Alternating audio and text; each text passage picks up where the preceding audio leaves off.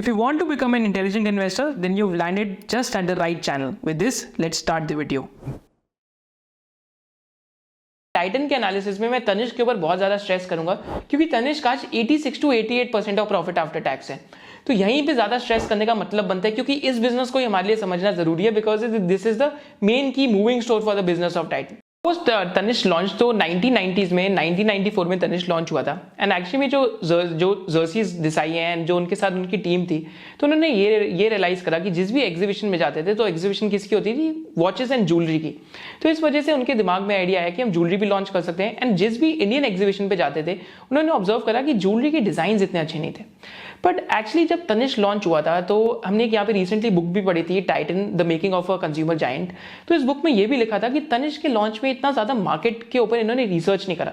फिर जब इन्होंने टाइटन को सक्सीड करा था वॉचेस के अंदर, क्योंकि टाइटन में क्या करा था इन्होंने वॉचेस में कि HMT की जो वॉचेस आती थी दोज वर एनालॉग वॉचेस या मैनुअल एनालॉग वॉचेस।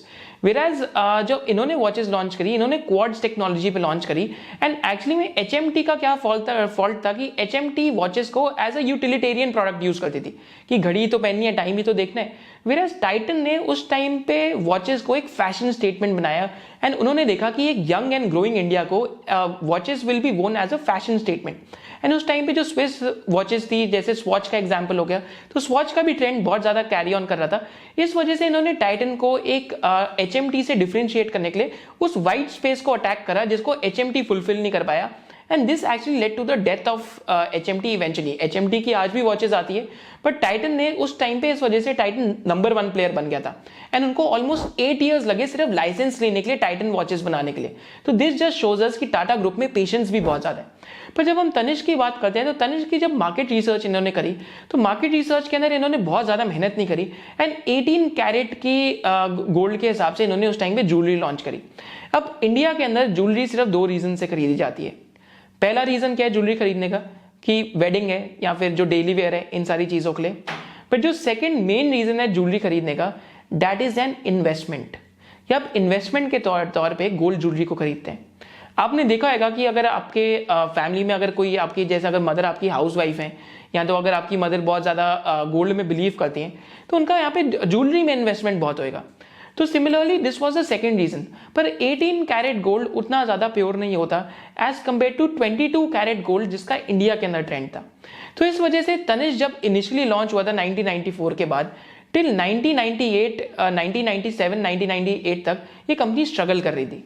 1996 और 1997 की एनुअल रिपोर्ट में अपनी मिस्टेक भी एडमिट करी कि while Tanishq jewellery had drawn praise and evoked a very favorable reaction among consumers, the fact that our collection was initially confined to only 18 karat gold jewelry, mostly gem set, proved to be a limiting factor in the attainment of volume objectives. Work therefore commenced in right earnest on the creation of a new collection of 22 karat gold jewelry based on traditional Indian design themes. Tanishq 22 carat collection has been launched recently and has evoked the most enthusiastic and indeed very gratifying response.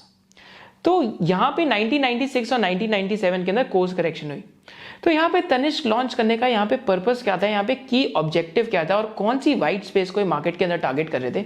तो simple white space जो ये market में target कर रहे थे कि इन jewellery parlance मतलब जब हम ज्वेलरी की बात करते हैं तो 22 कैरेट गोल्ड का क्या मतलब है कि it contains 91.6% of gold and 8.4% of alloy and इस वजह से इसको प्रेफर करते थे क्योंकि ये स्टैंडर्ड है इंडियन ज्वेलरी के लिए जब भी हम 22 कैरेट गोल्ड की बात करते हैं।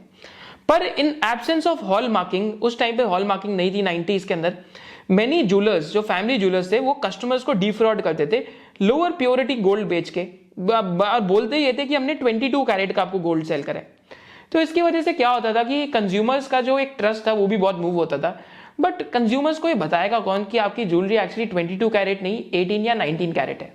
तो यहाँ पे टाइटन ने 2002 के अंदर एक मार्केटिंग अचीवमेंट करी एंड आज ये बहुत सारे बिजनेस स्कूल्स के अंदर केस स्टडी बन चुकी है जो मैं आपको यहाँ पे SOIC के वीडियो में बता रहा हूँ।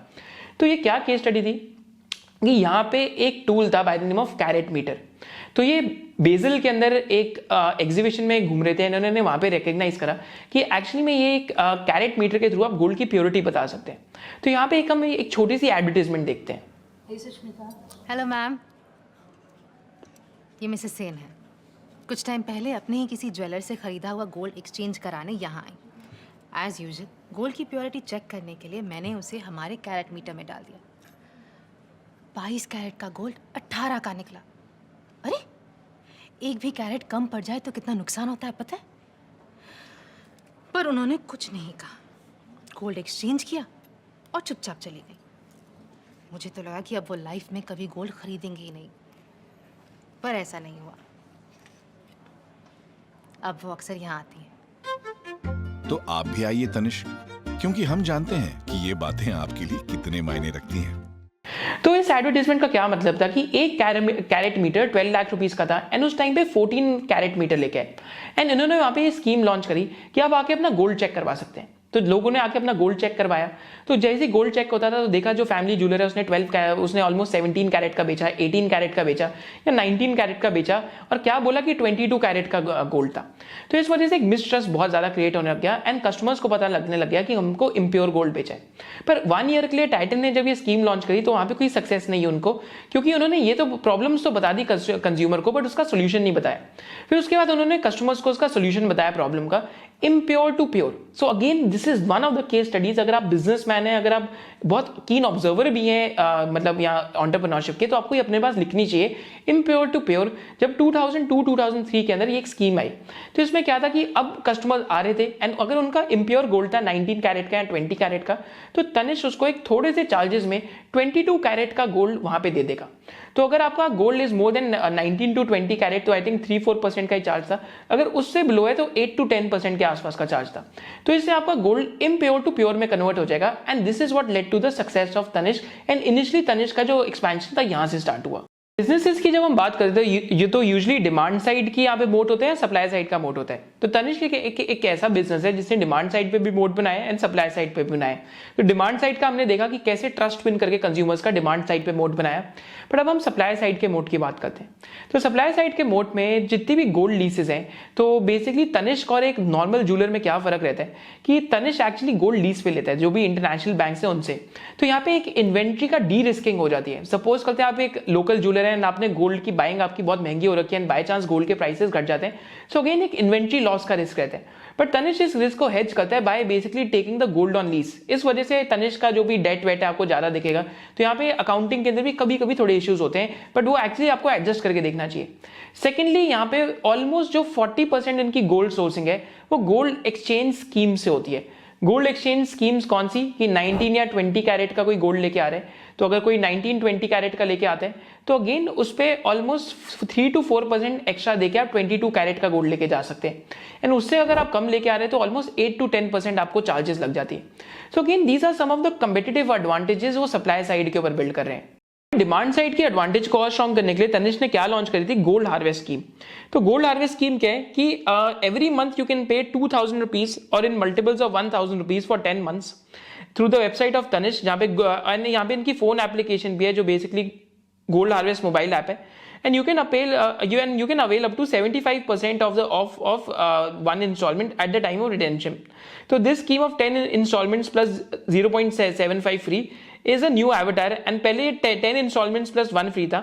तो ऑलमोस्ट कस्टमर को 12% यहाँ पे रेट ऑफ रिटर्न बैठ जाता है एंड गोल्ड हार्वेस्ट स्कीम का अगर हम तनिष्क की सेल्स के अंदर कंट्रीब्यूशन देखेंगे तो ऑलमोस्ट 18% के आसपास जो गोल्ड हार्वेस्ट स्कीम है यहाँ पे सेल्स के अंदर कंट्रीब्यूशन हो चुका है।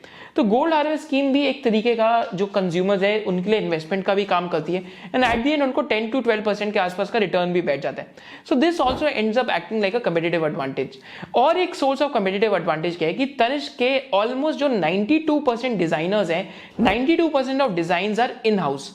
इस वजह से they are able to refresh themselves and बार बार नई लाइंस ऑफ जो मॉडल्स होते हैं ज्वेलरी के वो ये लॉन्च करते रहते हैं। तो जो एक मूवी आई थी पद्मावत तो उसके लिए भी इन्होंने एक different type of jewellery models launch करे थे एंड यहाँ पे हम देख भी सकते हैं कि ओवर द ईयर्स इन्होंने कितने टाइप के ज्वेलरी मॉडल्स लॉन्च करे बिकॉज एक्चुअली में अगर आप 90-92% अगर आप इन हाउस ही बना रहे हैं तो आपका जो डिजाइनिंग ऑफ ज्वेलरी है उसके ऊपर एक बेटर कंट्रोल रहता है। इस वजह से जब भी आप एक तनिष्क के स्टोर में बार बार जाएंगे तो आपको हमेशा इन्वेंट्री बहुत ज़्यादा फ्रेशनड अप दिखेगी। एंड एक और सोर्स ऑफ कम्पिटिटिव एडवांटेज यहाँ पे क्या है कि तनिष्क का इन्वेंट्री मैनेजमेंट बहुत सुपीरियर है as compare to other players, क्योंकि आप यहाँ पे पैन इंडिया प्लेयर आप कर सकते हैं। तो आपको एक आइडिया रहता है कि नॉर्थ के अंदर कौन सी इन्वेंट्री चलती है, वेस्ट के अंदर कौन सी चलती है, साउथ के अंदर कौन सी चलती है, ईस्ट के अंदर कौन सी चलती है। यहाँ पे थ्योरी ऑफ कंस्ट्रेंट्स का भी बहुत एप्लीकेशन रहता है। तो ये तो सप्लाई साइड पे डोमिनेंस है एंड ये जो डिमांड साइड है यहाँ पे ऐसी डोमिनेंस है, and this lead to significant competitive advantage. We believe that financial literacy is a fundamental right. So in this series of 7 classes for the next several years, what we are doing, हम आपको basics सिखा रहे हैं stock market के कि what are stock markets. इसके साथ साथ what we are doing is that we are teaching you the basics about fundamental analysis. And इसके साथ साथ finally what we are doing is about the basics of technical analysis. And the beauty of the entire thing is that the entire course is done in 7 classes. कि हमको basics of stock market, basics of fundamental analysis and basics of technical analysis, तीनों चीज़ें आपको 7 classes के अंदर समझ आ जाएंगी। And the best thing about it is that it is totally free of cost because we believe in adding more value versus the price that you pay. And इसके साथ साथ post completing the entire classes you will also get a certificate. So see you inside the course. So if you loved this video and you had a differentiated business insight, then do subscribe to this channel and you can also follow our main channel of SOIC. Thank you so much for watching it.